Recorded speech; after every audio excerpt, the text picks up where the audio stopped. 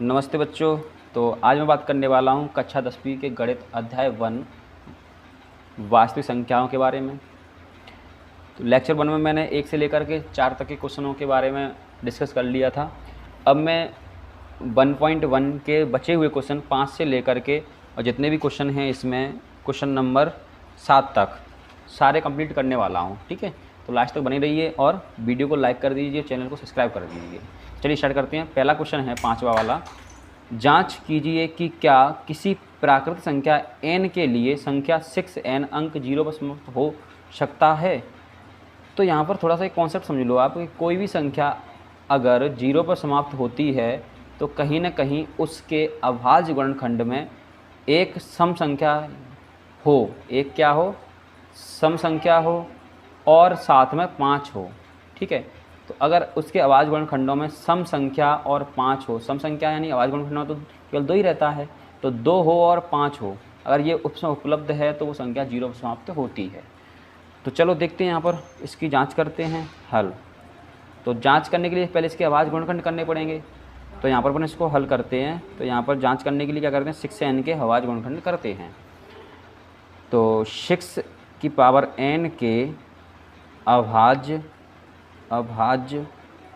गुणनखंड करने पर, ठीक है, तो 6n के आप जब अभाज्य गुणनखंड करोगे तो वो हो जाएगा 2 की पावर n इंटू 3 की पावर n। ठीक है, अब यहाँ पर देखने को ये मिला, मैंने अभी तुम्हें समझाया था कि अगर जिस संख्या में 2 आ जाए और 5 आ जाए तो वो संख्या 0 पर समाप्त हो सकती है, होती है मतलब। लेकिन यहाँ पर 2 तो आ गया है लेकिन 5 नहीं आया है, तो ये संख्या 0 समाप्त नहीं होगी। तो यहाँ पर लिखेंगे अपन जहाँ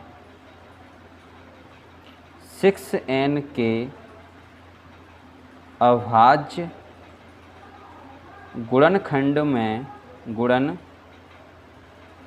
में 5 नहीं हैं। ठीक है, अतः किसी भी प्राकृतिक संख्या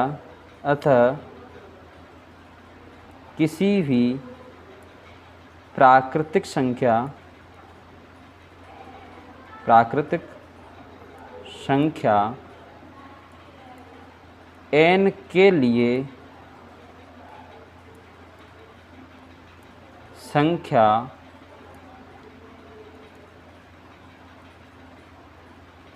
6 की पावर,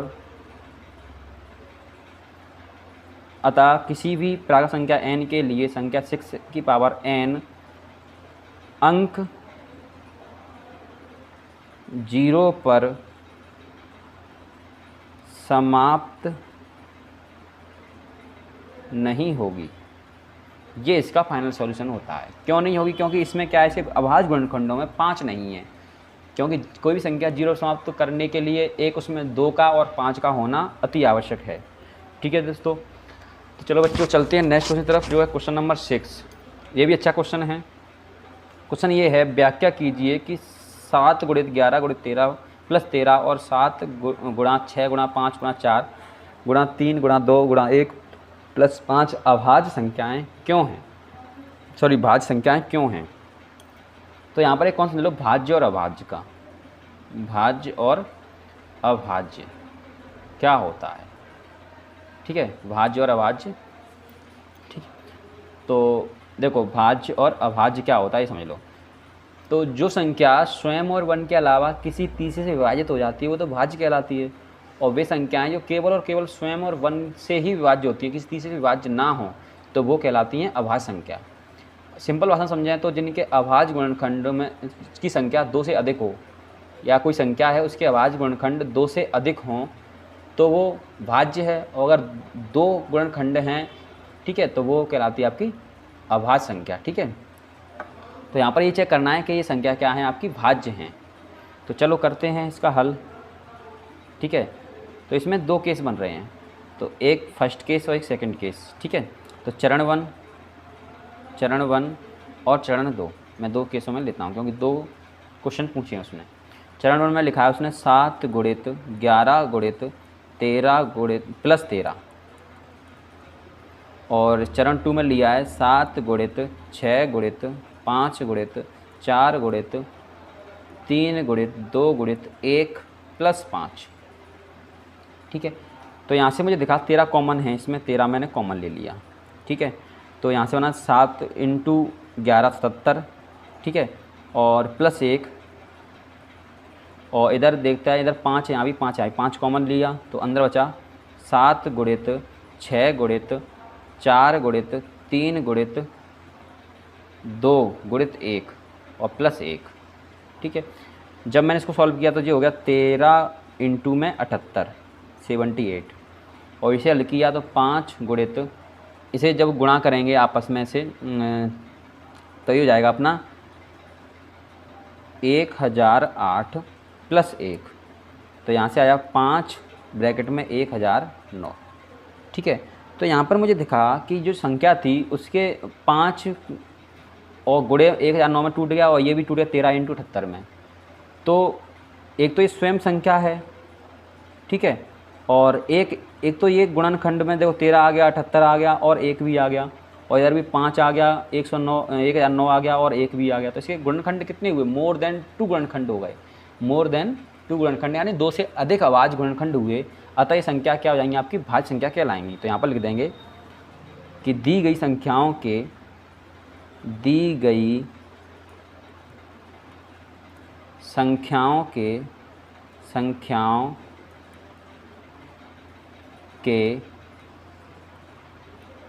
2 से अधिक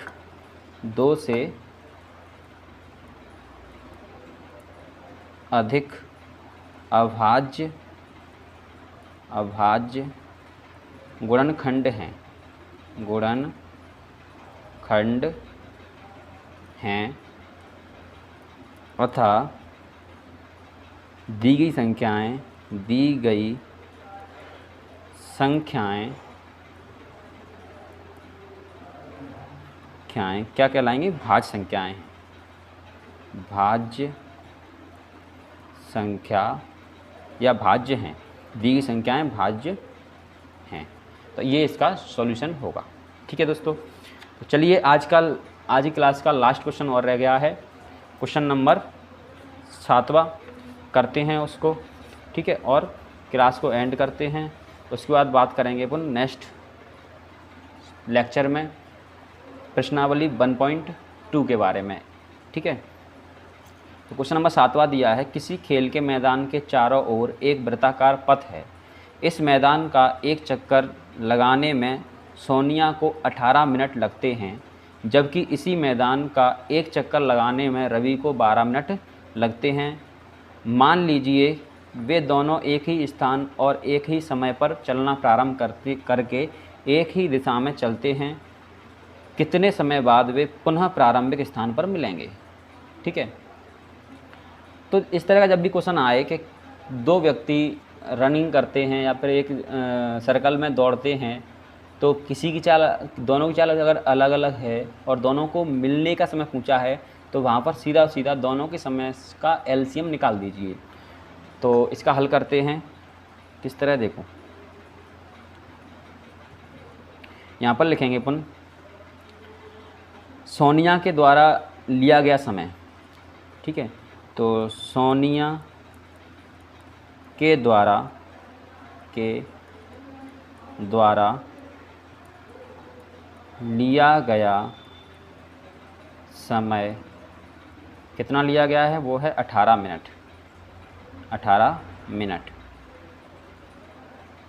ठीक है, और रवि के द्वारा लिया गया समय, रवि के द्वारा